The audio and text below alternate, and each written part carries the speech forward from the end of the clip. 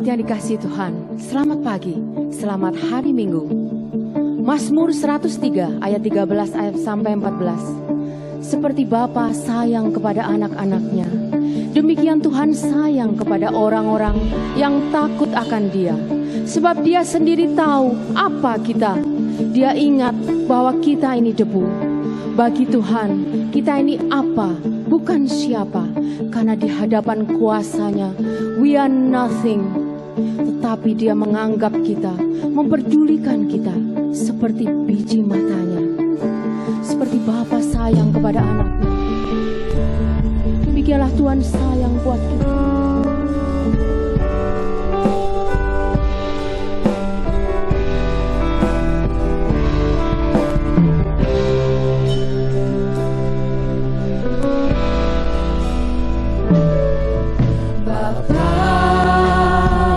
Besar sungguh kasih setiamu,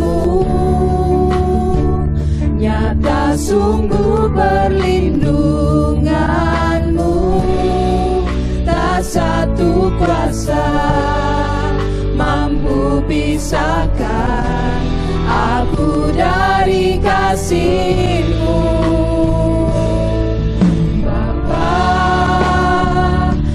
Ajarku selalu hormati-Mu,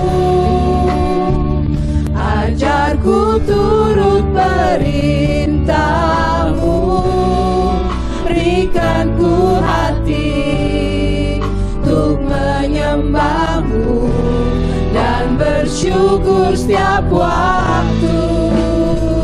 Seperti Bapa sayang anaknya, demikianlah Engkau mengasihiku. Kau jadikan biji mata-Mu, Kau berikan semua yang ada padamu. Seperti Bapa sayang anaknya, demikianlah Kau menuntun langkahku. Hari depan indah Kau beri, rancangan-Mu yang terbaik bagiku. Sungguh besar kasih Tuhan dalam hidup kita. Besar sungguh kasih setiamu, nyata sungguh perlindunganmu. Tak satu kuasa mampu pisahkan aku dari kasih-Mu. Bapa, ajarku selalu hormati-Mu, ajarku turut perintah-Mu, berikan ku hati untuk menyembah-Mu dan bersyukur setiap waktu. Seperti Bapa sayang anaknya, demikianlah Engkau mengasihiku. Kau jadikan biji mata-Mu, Kau berikan semua yang ada padamu. Seperti Bapa sayang anaknya, demikianlah Kau menuntun langkahku. Hari depan indah Kau beri, rancangan-Mu yang terbaik bagiku. Seperti Bapa sayang kepada anak-anaknya, seperti Bapa sayang anaknya, demikianlah Engkau mengasihiku. jadikan biji matamu, kau berikan semua yang ada padamu. Seperti Bapa sayang anaknya, demikianlah kau menuntun langkahku.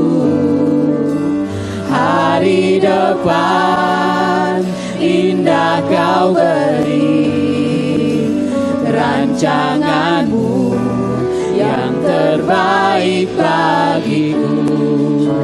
Rancanganmu yang terbaik bagiku. Rancanganmu yang terbaik bagiku.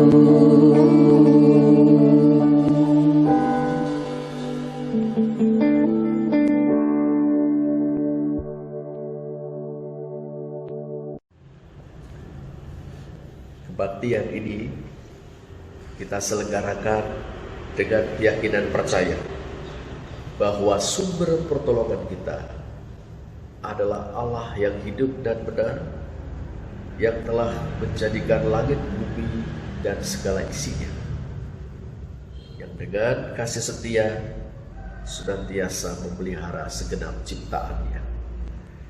Salam bagi jemaat sekalian, dalam nama Bapa dan Anak dan Roh Kudus, Allah yang Esa. Amin.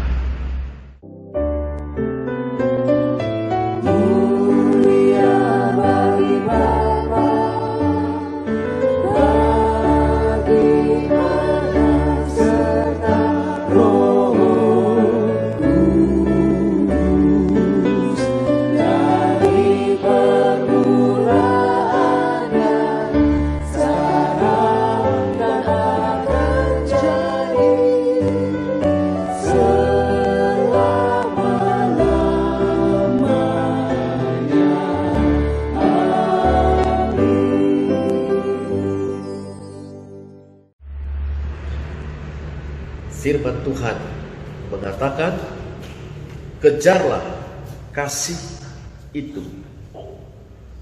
Amin.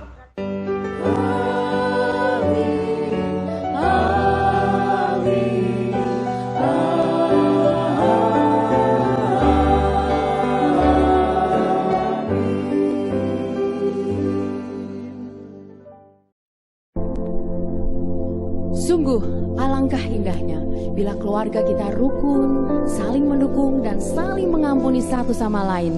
Sebab janji Tuhan katakan, kesanalah berkat Tuhan akan dicurahkan. Tentunya berkat itu bukan materi saja, tapi kesehatan, kebahagiaan, kedamaian, dan banyak lagi. Mari jemaat yang di rumah, kita bangkit berdiri, kita akan nyanyikan lagu ini. Sungguh alangkah indahnya.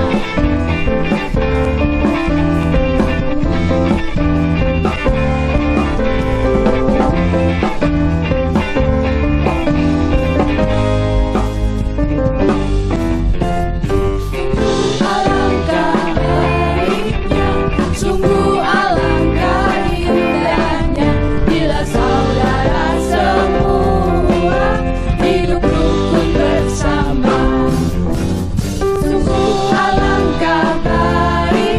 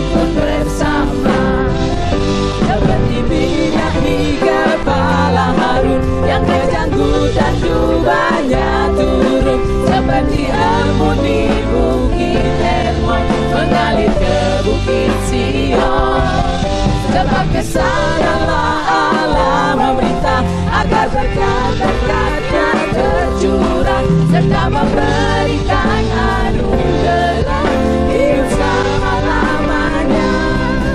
Seperti minyak di kepala Harun yang kejanggut dan jubahnya turun, seperti embun di bukit Hermon mengalir ke bukit Sion. Sebab kesanalah Allah meminta agar berkat-berkat-Nya tercurah serta memberikan anugerah hidup selama-lamanya, serta memberikan anugerah hidup selama-lamanya, serta memberikan anugerah hidup selama-lamanya.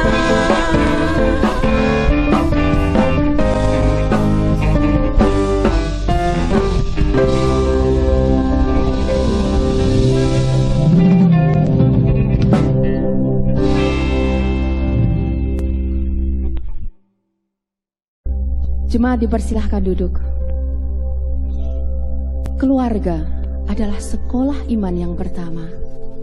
Biarlah di dalam masa pandemi ini, peran keluarga semakin nyata untuk membimbing, menuntun anak-anaknya untuk mengasihi Tuhan dan beriman teguh kepada Tuhan. Biarlah ini janji kita, ku mau mengasihi Tuhan selamanya.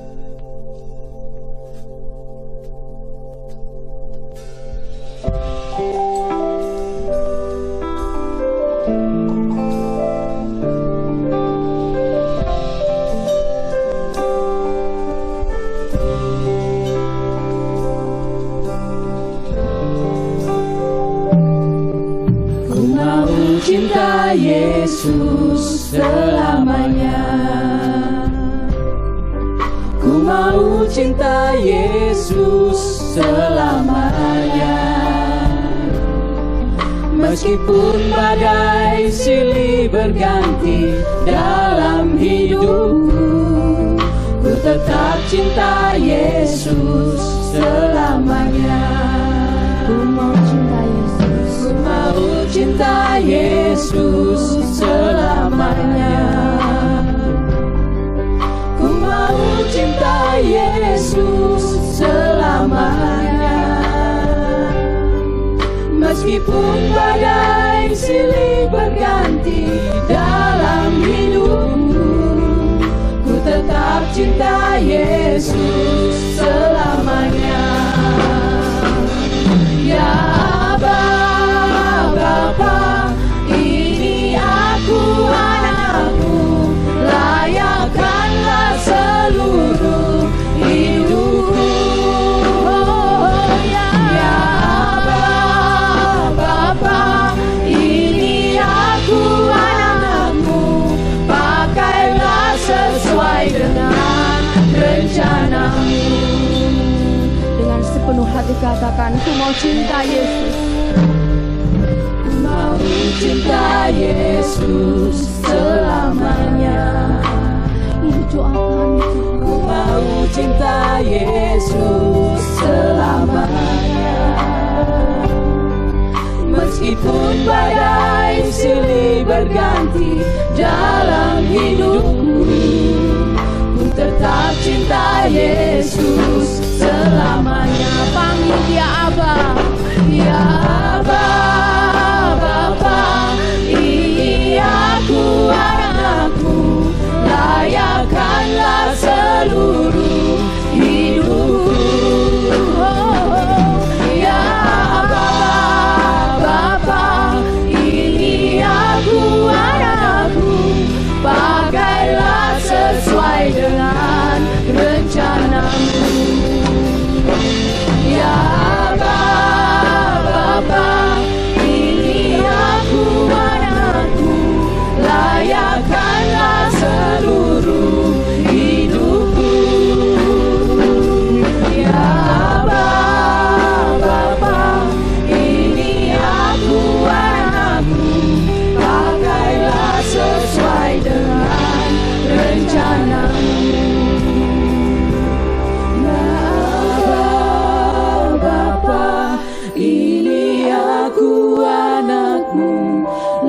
layakkanlah seluruh hidupku. Ya Aba, Bapa, ini aku anakmu, pakailah sesuai dengan rencanamu. Pakailah sesuai dengan rencanamu. Pakailah sesuai dengan rencanamu.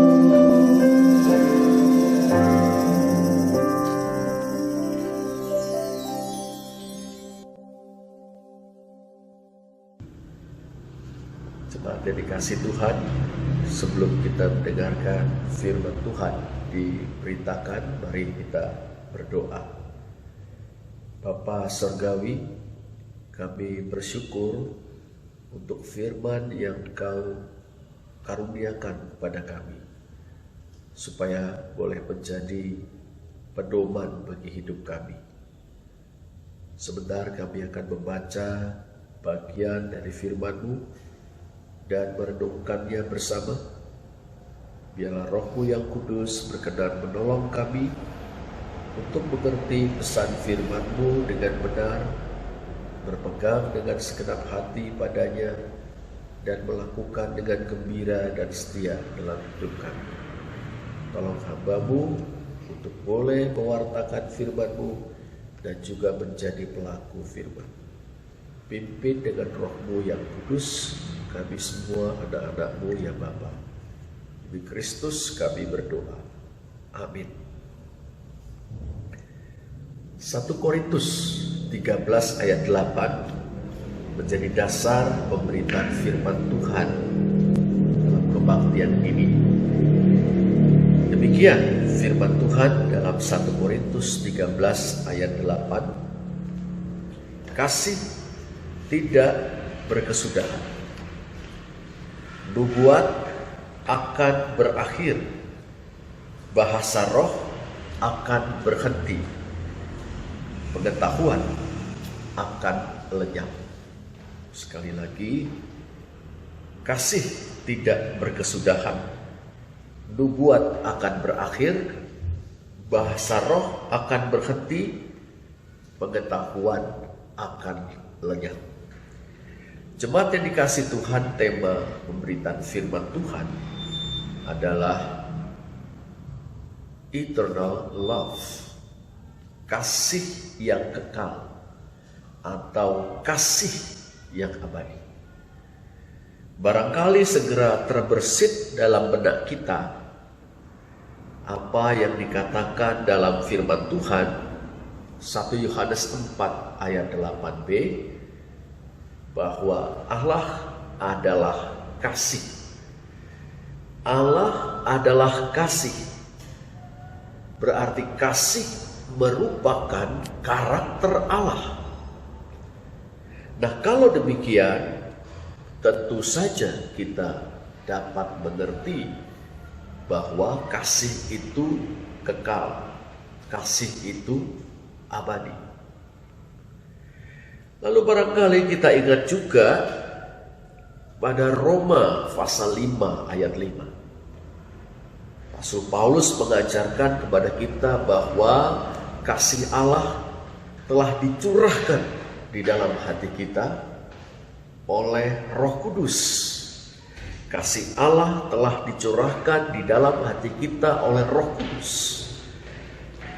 Nah, kita mengerti, kita dapat mengasihi. Kasih yang kekal, kasih yang abadi adalah karakter Allah. Dan oleh Roh Kudus yang telah mencurahkan kasih itu di dalam hati kita, maka kita dapat mengasihi seperti Allah mengasihi. Nah, jemaat sekalian, bacaan kita 1 Korintus 13 ayat yang ke-8 sangat menarik. Dikatakan di sana kasih tidak berkesudahan. Lalu dibandingkan dengan nubuat, bahasa roh, atau bahasa-bahasa. Kalau kita terjemahkan dengan agak lebih harafiah dari kata glosai, bahasa-bahasa. Dan satu lagi, pengetahuan. Kasih diperbandingkan dengan nubuatan-nubuatan, dengan bahasa-bahasa, dan dengan pengetahuan. Kasih dikatakan tidak berkesudahan. Boleh kalau kita mau terjemahkan agak lebih harafiah, kasih itu tidak pernah berhenti. Kasih itu tidak pernah berhenti. Dikontraskan dalam sebuah perbandingan dengan nubuat-nubuat yang dikatakan akan berakhir, dengan bahasa-bahasa yang dikatakan akan berhenti, dan dengan pengetahuan, di situ dikatakan akan lenyap. Tapi kalau kita periksa dalam teks Yunani, kata yang diterjemahkan dengan akan lenyap untuk pengetahuan pada dasarnya sama dengan kata yang diterjemahkan dengan akan berakhir untuk nubuat-nubuat. Kata geomai. Sehingga kita bisa terjemahkan juga pengetahuan akan berakhir. Suatu kontras. Sementara kasih itu akan terus-menerus ada. Ketiga lainnya tidak demikian.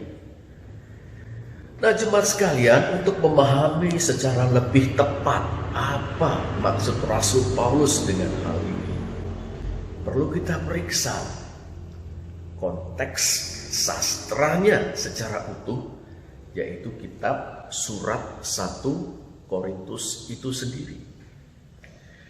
Ada dua hal yang menjadi ciri jemaat atau gereja Korintus. Gereja ini terkenal dengan pengetahuan dan bahasa-bahasa, atau yang diterjemahkan dalam Alkitab LAI kita bahasa roh. Termasuk terkenal dan sangat menonjolkan pengetahuan dan bahasa-bahasa. Rasul Paulus sendiri mempunyai pandangan yang positif terhadap keberadaan pengetahuan dan bahasa-bahasa di gereja Korintus.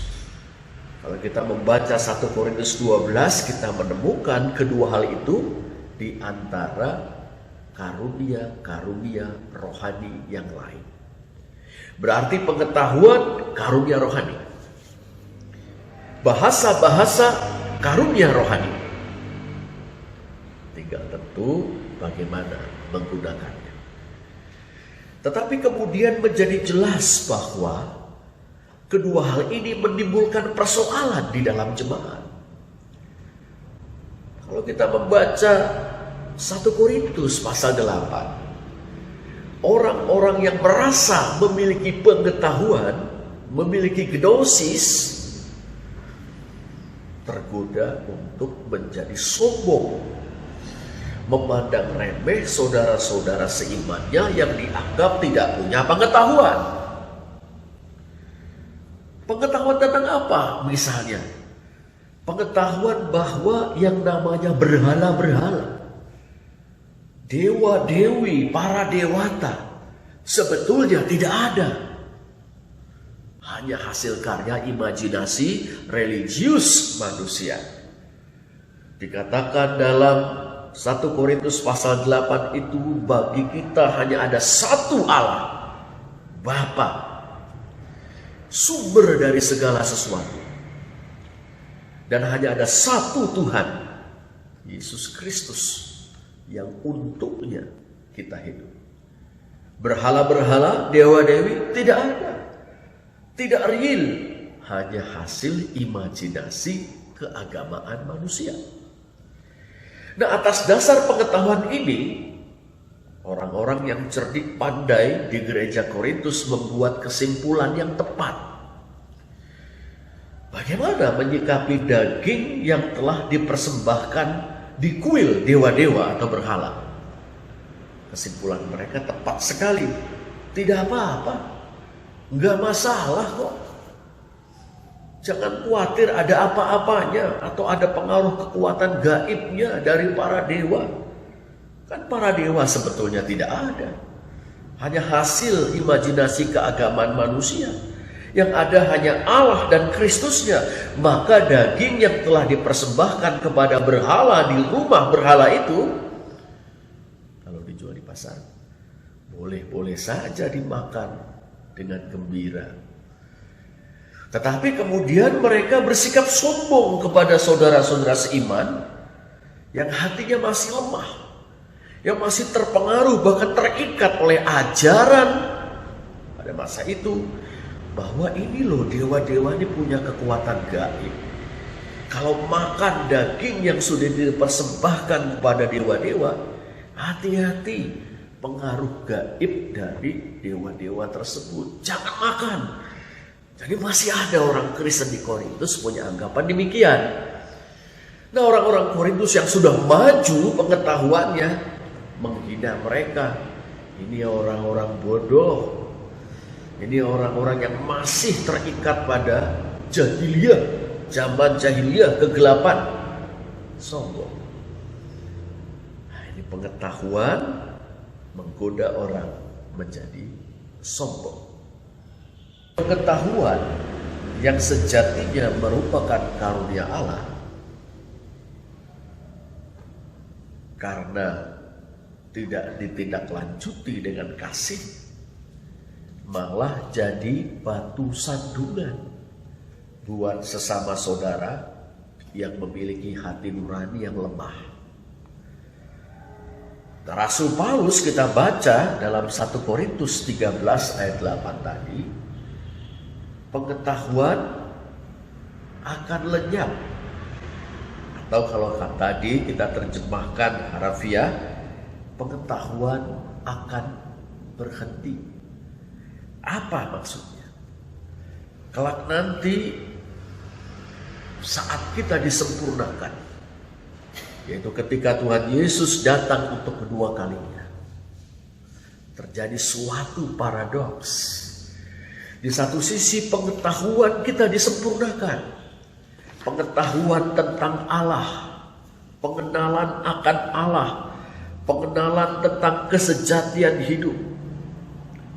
Tapi di sisi lain kita jadi merasa bahwa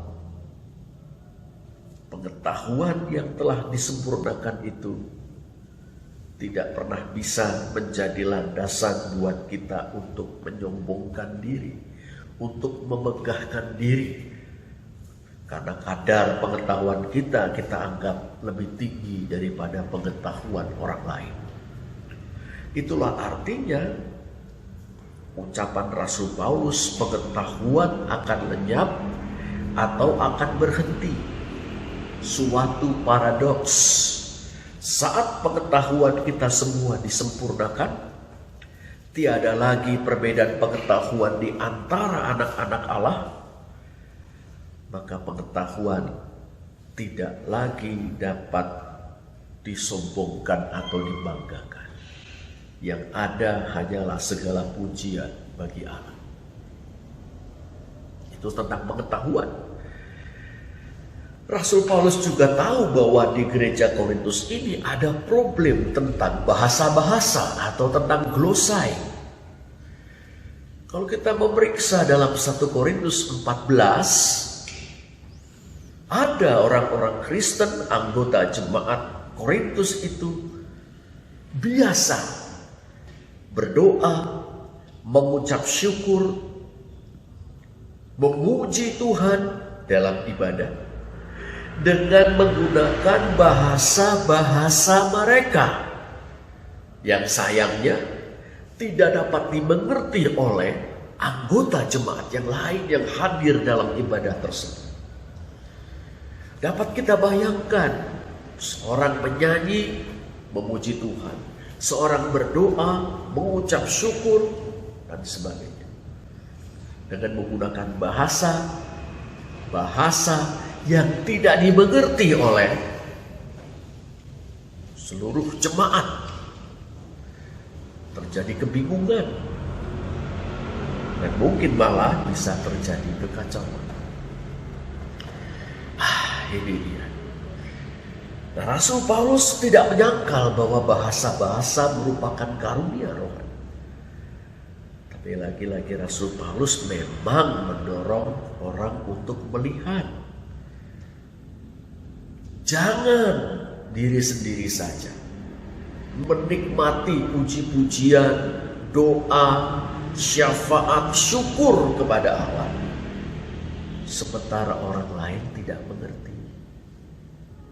Jemaat yang dikasihi Tuhan, dan Rasul Paulus juga mengatakan, bahasa-bahasa saatnya kelak akan berhenti. Apa artinya? Saat kita disempurnakan, kita jumpa muka dengan Tuhan kita Yesus Kristus, bahasa-bahasa yang beragam itu menjadi tidak relevan.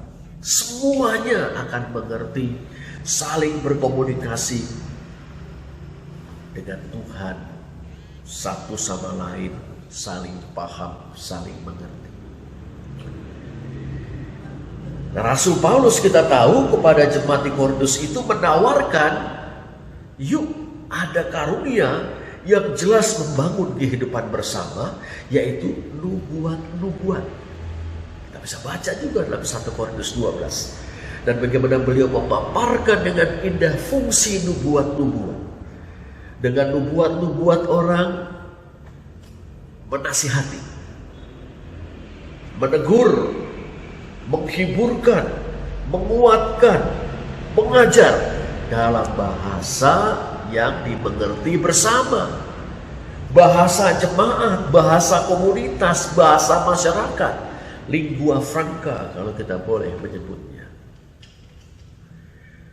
Nah, dengan begitu maka yang mendengar diberkati, dikuatkan, dihiburkan, dinasihati, ditegur.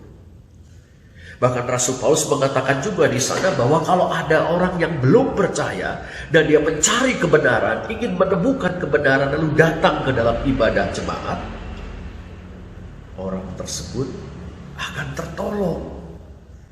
Dia mengerti kebenaran, dia diyakinkan, dan terbuka kemungkinan bagi dia untuk percaya kepada Tuhan Yesus. Tetapi toh Rasul Paulus juga mengatakan nubuat-nubuat akan berakhir.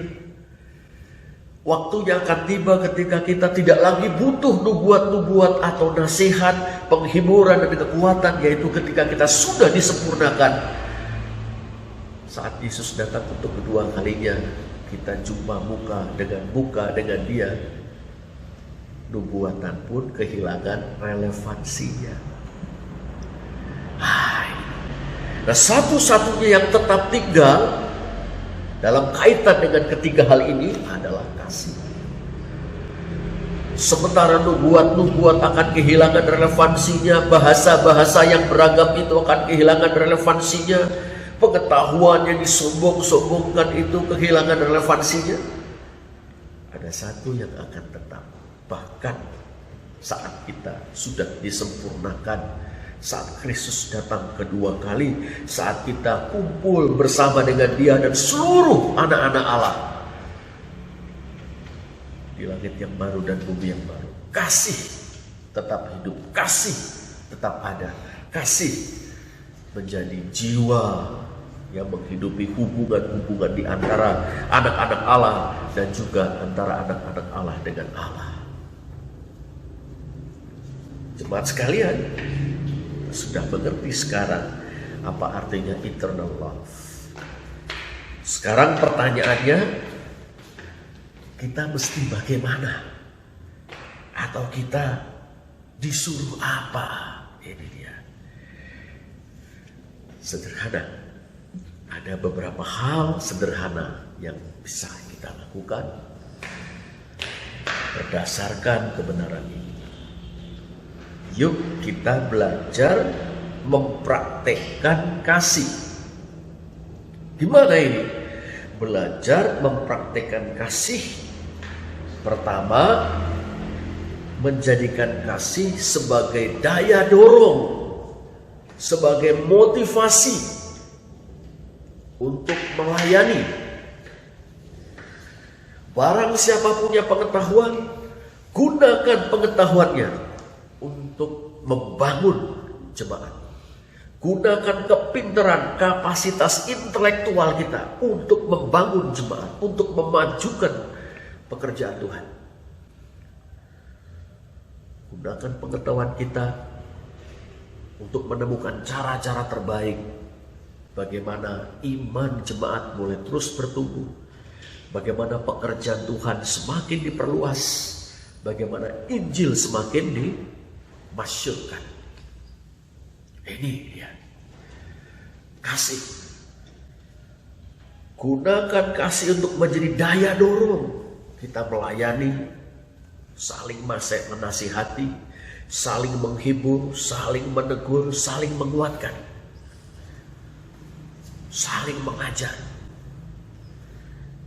Dan dengan kasih kita juga dorong untuk menggunakan bahasa-bahasa, bukan hanya bagi manfaat pribadi, tapi juga manfaat jemaat. Contoh praktis misalnya, kalau ada yang gemar menyanyi atau melakukan nyanyian rohani dalam bahasa asing, tidak salah. Tapi ia juga diberi terjemahannya, supaya jemaat yang hadir bukan hanya kagum dengan keindahan suara kita, tapi mengerti apa yang kita nyanyikan. Itu sebagai contoh. Begitu juga ini bisa menjadi otokritik bagi pengkhotbah. Semisal saya, berkhotbahlah dengan bahasa yang mudah dimengerti oleh jemaat, bukan dengan gaya bahasa selangit, istilah-istilah canggih yang malah mempersulit jemaat mengerti firman Tuhan. Nah, itu contohnya. Nah, ini pertama, kasih motivasi kita untuk melayani dalam rangka membangun jemaat. Yang kedua, dengan kasih itu kita belajar menerima seorang dengan yang lain, menerima perbedaan. Tidak seorang pun di antara kita yang sama persis dengan orang lain. Tidak ada. Kita berbeda latar belakang, berbeda suku bangsa, berbeda ras, latar belakang sosial, dan sebagainya. Kita belajar menerima perbedaan tersebut. Kita bersyukur kepada Tuhan, GKMI menjadi gereja yang multi etnis, berasal dari berbagai suku bangsa. Bisa saling menerima. Mengapa? Karena eternal love, kasih yang abadi itu. Ini dia. Dengan kasih itu juga kita bisa menerima pendapat yang berbeda-beda. Dengan kasih itu juga kita bisa menghargai kekuatan, kelemahan, kelebihan, kekurangan satu sama lain. Dengan kasih. Yang terakhir, dengan kasih kita mengokohkan persatuan kita, mengokohkan keutuhan gereja atau keutuhan jemaat, supaya dapat menjadi kesaksian yang kuat bagi dunia. Membangun kesatuan di tengah-tengah perbedaan, memperkuat kesatuan dengan menggunakan perbedaan-perbedaan termasuk karunia-karunia yang beragam untuk memperkaya kehidupan bersama dalam jemaat. Eternal love, kasih yang kekal, kasih yang abadi. Tuhan menolong kita sekalian melaksanakan firman-Nya. Amin. Mari kita berdoa. Bapa Surgawi, terima kasih karena kami selalu diberi kesempatan oleh Tuhan membaca, merenungkan firman-Mu, mendengarkan firman-Mu diberitakan. Tolong kami Perkuat kuasa Roh-Mu menyimpan firman itu dalam hati kami dan melaksanakannya dengan gembira. Terus curahkan kasih-Mu Allah di dalam hati kami. Jemaat yang dikasihi Tuhan, biarlah ini menjadi tekad kita dan seluruh keluarga kita untuk melayani Tuhan, mengasihi Tuhan, bahkan lebih lagi dari hari ke hari. Karena bagi kita, Tuhanlah segalanya.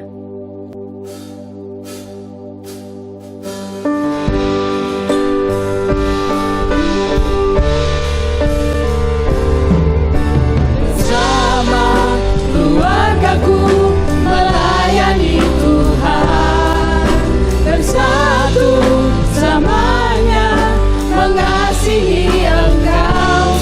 Tiada yang dapat melebihi kasih-Mu ya Tuhan. Bagi kami Engkau segalanya. Kami datang di hadirat-Mu Tuhan untuk bersatu dan bersatu.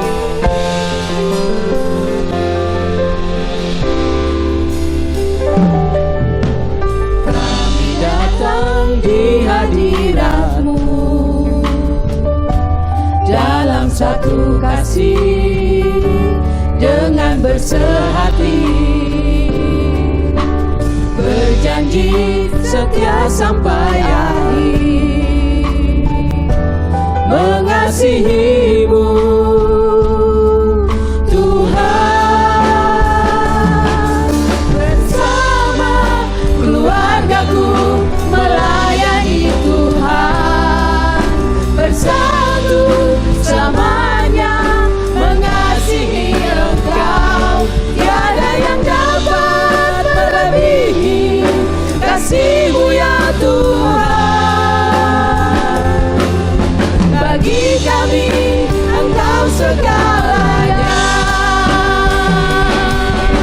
Gelombang badai hidup coba menghalangi, namun kuasa Tuhan buka jalan kami.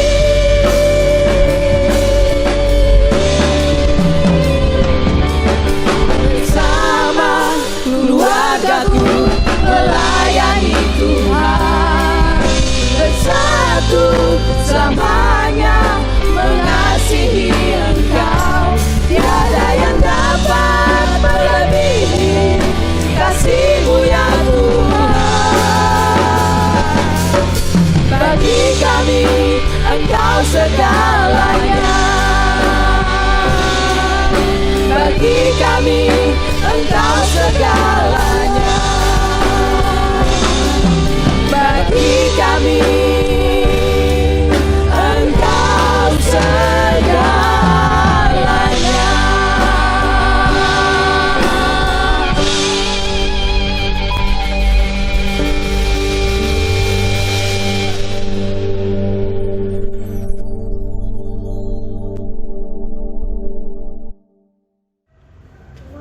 Jemaat yang dikasihi Tuhan, mari mengarahkan hati kita kepada Tuhan untuk diutusnya melaksanakan firman Tuhan.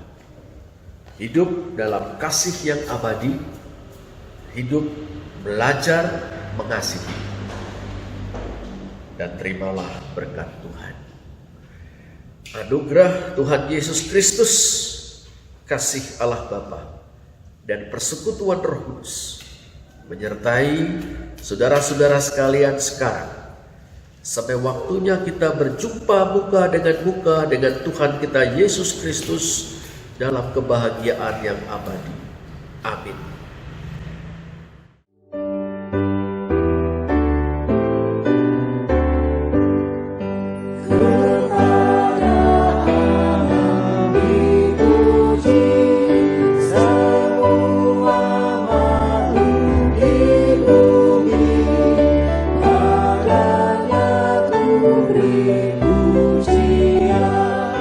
Bapa, Anak, dan Roh Suci.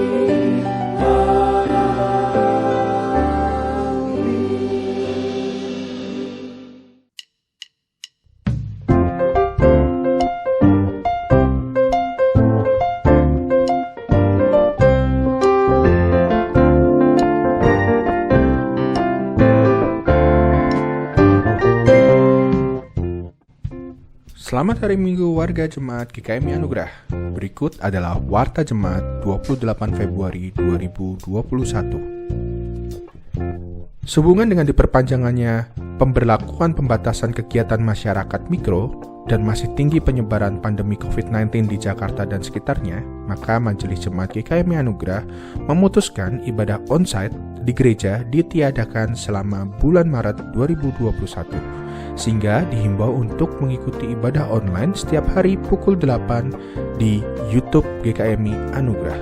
Ibadah onsite akan kembali dibuka pada Minggu 4 April 2021.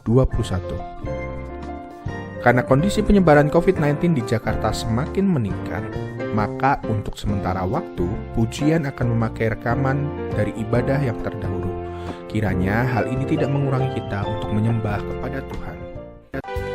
Masuki gerbangnya dengan hati bersyukur, halamannya dengan pujian.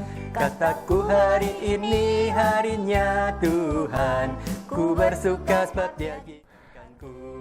Hai adik-adik sekolah minggu, jangan lupa ada Anugerah Kids dengan tema Gerejaku. Hari ini jam 10 pagi via YouTube. Ditunggu ya. Untuk teman-teman Anugerah Teens, jangan lupa hari ini ada Zoom meeting persekutuan jam 10 pagi. Raise your act and words, not your voice. Pray and Worship Night Youth. Ikutan yuk, Jumat 5 Maret 2021, jam 8 sampai setengah 10 malam via Zoom. GKMI Pos Citra Youth Talk, Last and Love. Q&A session 28 Februari 2021 jam 7.30 malam via Zoom. Berdoa untuk jemaat yang sakit dan sedang dalam proses pengobatan. Ibu Erlinawati pasca operasi lutut, Ibu Debbie, Ibu Yani, Ibu Luciana, Ibu Tan Sok Tien, Bapak Budiono, Bapak Hengli, Bapak Wibowo Tioso, pasca operasi usus. Kiranya Tuhan Yesus senantiasa memberikan kekuatan dan sukacita menjalani pengobatan dan perawatan. Berdoa bagi perayaan ulang tahun GKMI Anugerah ke-33. Kiranya kita sekalian makin kuat dalam anugerah Kristus dalam menjalani zaman yang terus berubah. Berdoa untuk Saudara Daniel Talenta yang akan dilantik menjadi pendeta muda. Kiranya melalui pelantikan ini Saudara Dante semakin diteguhkan panggilannya dalam melayani Tuhan, khususnya di GKMI Anugerah. Berdoa bagi proses vaksinasi yang sedang dilakukan dalam upaya mengatasi pandemi COVID-19 dapat berjalan dengan baik. Doakan untuk mereka yang sudah tervaksin agar membentuk kekebalan tubuh. Berdoa bagi proses vaksinasi yang sedang dilakukan dalam upaya mengatasi pandemi COVID-19 dapat berjalan dengan baik. Doakan juga untuk mereka yang sudah tervaksin agar terbentuk kekebalan, serta mereka yang belum dapat menunggu proses pengadaan selanjutnya dengan baik. Bagi jemaat yang punya beban dan pergumulan dan rindu untuk didoakan, tim hamba Tuhan dan Majelis Jemaat GKMI Anugerah siap membantu dalam pelayanan doa dan konseling. Jemaat dapat menghubungi kami melalui hotline gereja. Kebaktian pelantikan pendeta muda dan peneguhan gembala jemaat akan dilakukan atas diri Saudara Daniel Talenta Saputra Lumban Tobing di GKMI Anugerah pada tanggal 7 Maret 2021. Mohon doa dan dukungan dari jemaat. Hamba Tuhan dan Majelis Jemaat GKMI Anugerah mengucapkan selamat hari Minggu. Tuhan Yesus memberkati.